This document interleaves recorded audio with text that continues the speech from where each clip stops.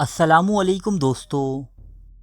حضرت موسیٰ علیہ السلام کے دور میں ایک بہت ہی عبادت گزار اور عالم شخص ہوا کرتا۔ یہ اسم اعظم کے علم سے واقف تھا اور اس کی زبان میں ایسی تاثیر تھی کہ اس کی کوئی دعا رد نہ ہوتی۔ اس کے شاگردوں کی تعداد بھی ہزاروں میں تھی۔ کہتے ہیں کہ اس کی درسگاہ میں صرف سیاہی کی دواتوں کی تعداد 12,000 تھی۔ تاریخی کتابوں میں اس شخص کو بلعام بن باورا کے نام سے یاد کیا جاتا ہے۔ بنی اسرائیل کے مصر سے خروج اور فرعون مصر کے غرق ہونے کے بعد جب حضرت موسیٰ علیہ السلام بنی اسرائیل کے لشکروں سمیت قوم جبارین سے جہاد کے لیے نکلے تو بلعام بن باورا کی قوم بھی گھبرا کر اس کے پاس حاضر ہوئی اور کہا کہ حضرت موسیٰ علیہ السلام کے لشکر انتہائی طاقتور ہیں، اس سے پہلے کہ وہ ہمیں ہماری زمینوں سے نکال دیں آپ حضرت موسیٰ علیہ السلام کے لیے ایسی بد دعا کیجئے کہ وہ شکست کھا کر واپس چلے جائیں اور آپ کی دعا تو لازمی قبول ہوتی ہے۔ بلعام بن باورا جو اپنے علم کے سبب حضرت موسیٰ علیہ السلام کے مقام و مرتبے سے واقف تھا، اس نے اپنی قوم کو بنی اسرائیل کے خلاف بد دعا کرنے سے سختی سے منع کر دیا۔ بلعام کی ایک انتہائی خوبصورت اور کم عمر بیوی تھی جسے بلعام بہت محبت کیا کرتا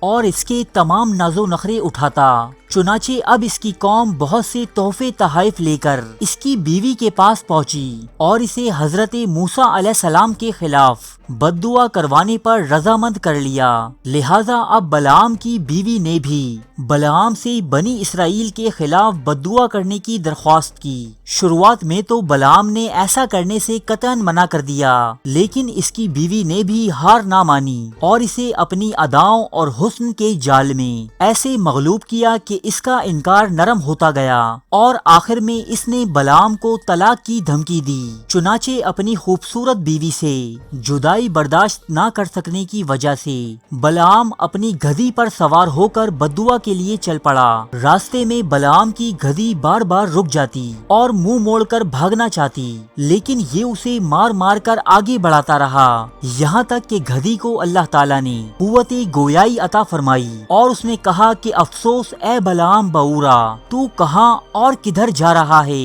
دیکھ میرے آگے فرشتے ہیں جو میرا راستہ روکتے اور میرا منہ پیچھے کی طرف دھکیل رہے ہیں۔ اے بلعام تیرا برا ہو، کیا تو اللہ کے نبی اور مومنین کی جماعت پر بد دعا کرے گا؟ گدھی کے منہ سے یہ تقریر سن کر بھی بلعام بن باورا واپس نہ ہوا، یہاں تک کہ حسبان نامی پہاڑ پر چڑھ کر بنی اسرائیل کے لشکروں کو دیکھ کر ان کے خلاف بد دعا کرنے لگا۔ لیکن اللہ تعالیٰ کی شان کہ وہ جب جب حضرت موسیٰ علیہ السلام کے خلاف بد دعا کرتا اس کی زبان پر اس کی اپنی قوم کے لیے بد دعا جاری ہو جاتی۔ اس کے باوجود بلعام بن باورا اس عمل بد کی کوشش کرتا رہا اور اچانک اس پر غضب الہی نازل ہوا اور بلعام بن باورا کی زبان لٹک کر اس کے سینے سے آ لگی۔ اس وقت بلعام بن باورا نے اپنی قوم سے رو کر کہا کہ افسوس میری دنیا و آخرت دونوں برباد و غارت ہو گئیں، میرا ایمان جاتا رہا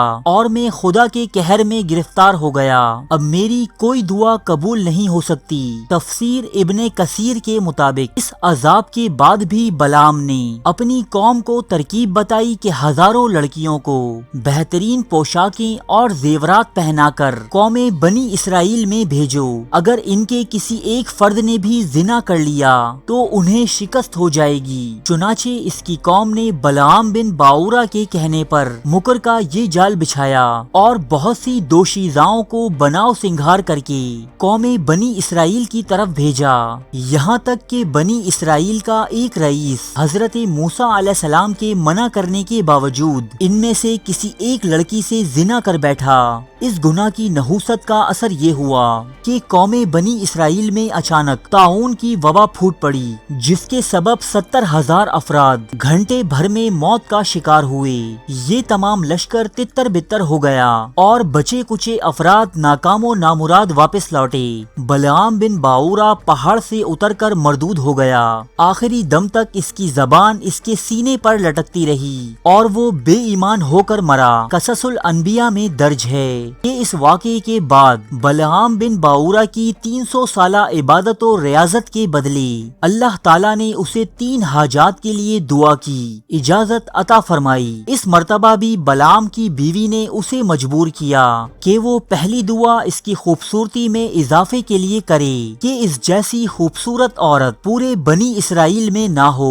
بلعام نے اپنی بیوی کی یہ خواہش بھی پوری کر دی۔ دعا پوری ہو جانے کے بعد بلعام کی بیوی اسے بالکل خاطر میں نہ لاتی اور جوان مردوں کے ساتھ عیش و عشرت میں مشغول رہتی۔ ایک مرتبہ بلعام نے اسے کسی غیر مرد کے ساتھ ملوث گناہ پا کر بد دعا دی کہ وہ کتیا بن جائے، لہٰذا اس کی بیوی کی شکل کتیا کی مانند ہو گئی۔ اب بلعام بن باورا کی اولاد کو لوگ کتیا کی اولاد کہتے اور ان کی تضحیک کرتے، لہٰذا انہوں نے اپنے باپ سے ان کی ماں کو اصل حالت میں واپس لانے کی دعا کی درخواست کی۔ یوں یہ تینوں دعائیں ایسے ہی ضائع ہو گئیں اور بلعام بن باورا افسوس سے ہاتھ ملتا رہ گیا۔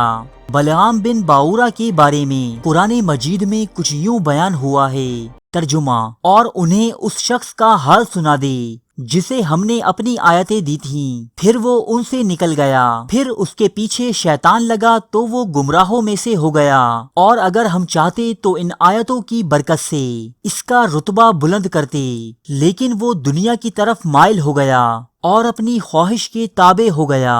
اس کا تو ایسا حال ہے جیسے کتا، اس پر تو سختی کرے تو بھی ہاپے اور اگر چھوڑ دے تو بھی ہاپے۔ یہ ان لوگوں کی مثال ہے جنہوں نے ہماری آیتوں کو جھٹلایا، سو یہ حالات بیان کر دے شاید کہ وہ فکر کریں۔ سورہ اعراف آیت 175 سے 176۔ ارے فرینڈز، 1 منٹ، آپ ایسے ہی جا رہے ہیں؟ اتنی محنت سے ویڈیو بنائی ہے، ایک لائک تو بنتا ہے نا؟ اور دوسرا یہ کہ آپ ہمیں اتنی بڑی دنیا میں دوبارہ کیسے ڈھونڈیں گے؟ تو اس کا حل یہ ہے کہ آپ ہمارے چینل کو سبسکرائب کر لیجئے اور اس بیل کے آئیکن کو کلک کر دیجئے۔ اس طرح ہمارے آنے والی تمام ویڈیوز آپ تک پہنچتی رہیں گی۔ ارے ڈریے مت، یہ بالکل فری ہے۔